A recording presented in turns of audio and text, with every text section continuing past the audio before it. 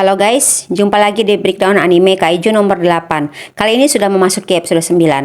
Nggak perlu lama-lama lagi, mari pantau breakdown dari channel aku. Let's go!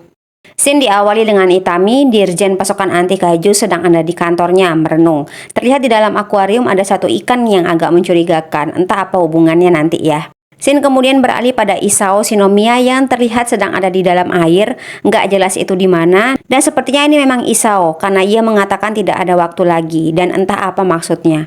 Kemudian beralih di divisi 1, Kafka terlihat sedang berlatih seni bela diri pasukan pertahanan. Kafka dilatih oleh Hoshina. Dan untuk latihan pertamanya, Kafka harus latihan 5 gerakan dasar. Dan Hoshina akan datang 2 kali seminggu untuk memeriksa perkembangan Kafka. Nah, Kafka yang masih melatih kuda-kudanya tiba-tiba merasa kakinya kram guys.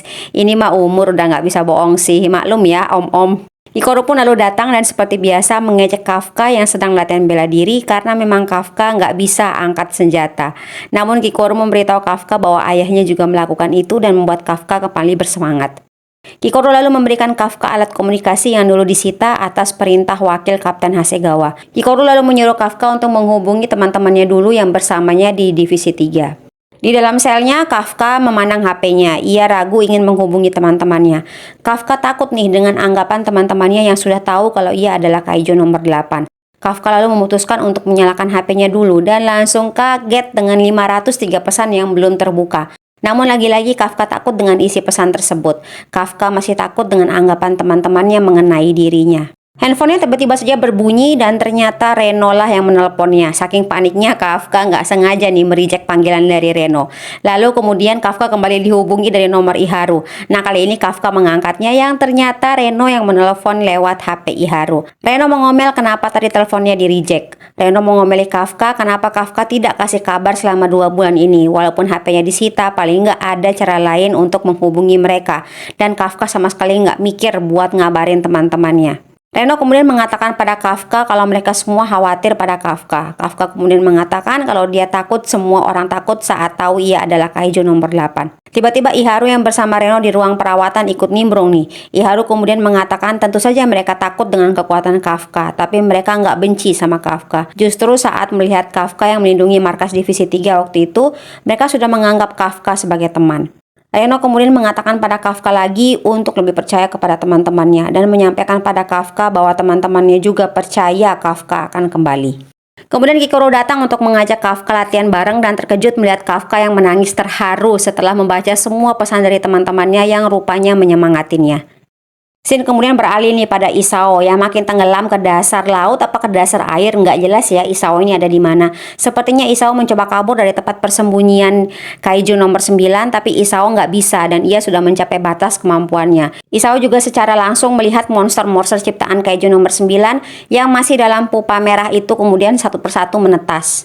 Sementara itu di berbagai kota di Jepang banyak laporan kaiju yang muncul secara mendadak, baik itu di pedesaan, di tepi pantai, bahkan di Shibuya dengan berbagai macam rupa dan bentuk.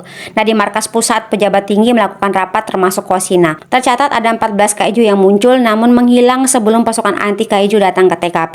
Dan yang mengerikan ada juga kaiju humanoid menyerupai wajah manusia dan kecerdasannya jauh dibandingkan dengan kaiju lain. Hoshina lalu menyimpulkan bahwa ini sudah pasti adalah bencana dari kaiju nomor 9. Sementara itu yang dilakukan oleh para pasukan anti kaiju untuk menanggulangi bencana ini antara lain meningkatkan pertahanan kota, evakuasi dini dan perluasan shelter bawah tanah. Mereka juga ingin meminta bantuan dari negara lain namun masih ada masalah perjanjian pembasmian dengan negara lain. Untuk itu cara ini diurungkan.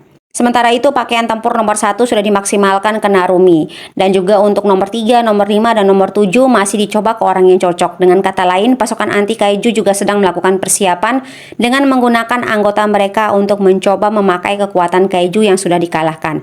Itami khawatir walaupun mereka sudah berusaha secara maksimal, jika kaiju yang muncul sekelas dengan kaiju nomor 9 maka mereka juga akan kerepotan.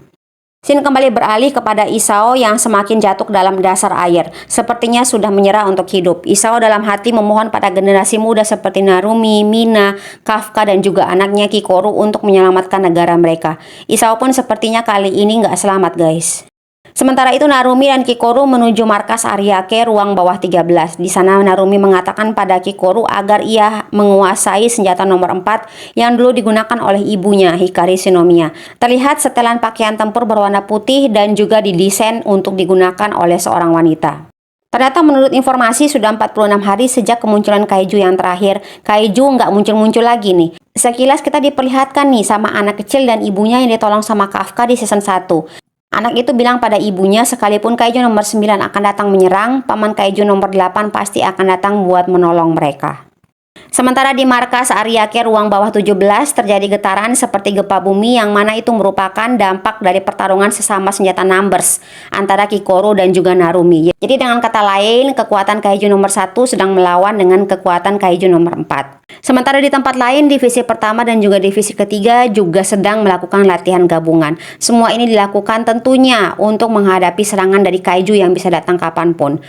Sementara itu Kafka yang sudah berbulan-bulan berlatih latihan bela diri kali ini mengerahkan seluruh kemampuannya untuk diperlihatkan pada Hoshina. Namun tidak berdampak apapun pada Hoshina.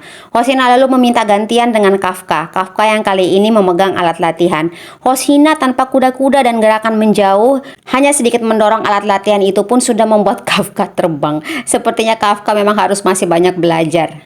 Kafka kemudian naik ke rooftop divisi 1 untuk makan siang dan di sana ia melihat Mina. Niatnya sih Kafka pergi dari situ karena di sana ada seorang kapten, malah dipanggil Mina dong. Mina kemudian menyuruh Kafka untuk duduk di sampingnya. Mina mengatakan suasana tenang ini ia tahu adalah awal sebelum badai akan datang. Dan saat ia duduk di sebelah Kafka, seperti ia tidak melihat ada kaiju di dalam diri Kafka. Kafka dan Mina pun banyak bernostalgia mengenai masa kecil mereka. Kafka kecil yang sebenarnya penakut namun dulunya sangat kelihatan tegar di hadapan Mina dan juga teman-temannya. Mina lalu bilang kepada Kafka bahwa Kafka tidak berubah. Kafka juga menyelamatkan semua orang saat penyerangan di markas Tachikawa. Mina lalu bilang kalau Hoshina sudah kasih tahu ke Mina nih kalau Kafka akan bertarung sebagai kaiju nomor 8. Mina lalu mengatakan lagi kalau dia yang sekarang sudah kuat, jadi dia nggak perlu bersembunyi di belakang Kafka lagi seperti waktu mereka kecil. Dan bilang kalau Kafka tidak boleh menanggung beban sendirian. Bukankah dulu mereka sudah janji bakal menghabisi kaiju bersama? Mina kemudian meninggalkan Kafka. Nah dalam hati Mina tahu bahwa saat Kafka tersenyum itu adalah senyum pura-pura berani. Scene terakhir kemudian tiba-tiba beralih ke Shinjuku. Di sana terlihat kaiju humanoid cewek yang tiba-tiba berubah menjadi kaiju dan menghabisi semua warga yang ada di sana. Wah guys, ini kayaknya minggu depan bakal seru deh karena ini merupakan awal dari serangan kaiju berikutnya.